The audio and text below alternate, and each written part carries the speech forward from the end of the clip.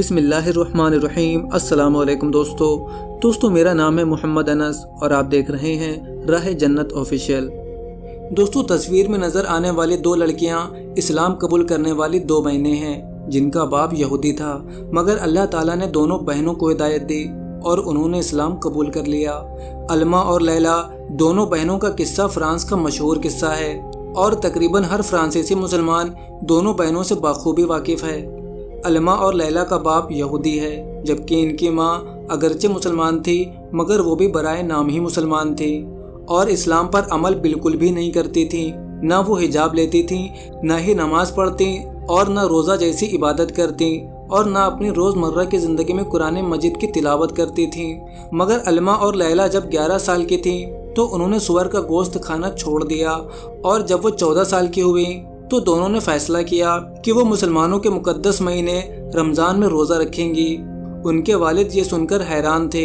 آہستہ آہستہ دونوں بہنوں کے اسلام پر عمل برآمد میں اضافہ ہوتا گیا۔ اور دوستو آگے بڑھنے سے پہلے ہم آپ سے بتانا چاہیں گے کہ اگر آپ کی انکم 30,000 سے کم ہے اور آپ آن لائن ورک کرنا چاہتے ہیں لیکن اسکیم اور فراڈ کے ڈر کی وجہ سے اور پیسے نہ ہونے کی وجہ سے آن لائن ورک نہیں کر پا رہے ہیں تو آپ ہمیں اس نمبر پر واٹس ایپ کریں۔ انشاءاللہ ہم آپ کو گائیڈ کریں گے کہ آپ اپنی انکم کو 30,000 سے اوپر کیسے لے جا سکتے ہیں۔ انہوں نے انٹرنیٹ سے نماز سیکھی اور نماز شروع کر دی۔ مخلوط محفلوں اور پارٹیز میں شرکت سے اجتناب شروع کر دیا کیونکہ ان محفلوں میں انجوائمنٹ کے نام پر شراب اور ناچ گانا ہوتا تھا۔ تعلیم کے دوران لڑکوں سے دوستی کرنے سے گریز کرتی اور کلاس میں اپنی نشست لڑکوں کے ساتھ نہیں رکھتی تھی۔ قرآن کی باقاعدہ تلاوت اور ترجمے کے ساتھ قرآن کو پڑھنا دونوں بہنوں کا معمول بن گیا۔ دونوں بہنوں کے اندر اگرچہ یہ تبدیلی کئی سالوں میں رفتہ رفتہ آئی مگر ان کے ارد گرد موجود ہر شخص نے ان کی تبدیلی کو محسوس کیا اور وہ حیران ہوئے بغیر نہ رہ سکے کہ ایک یہودی کی بیٹیاں یہ سب کیسے کر سکتی ہیں۔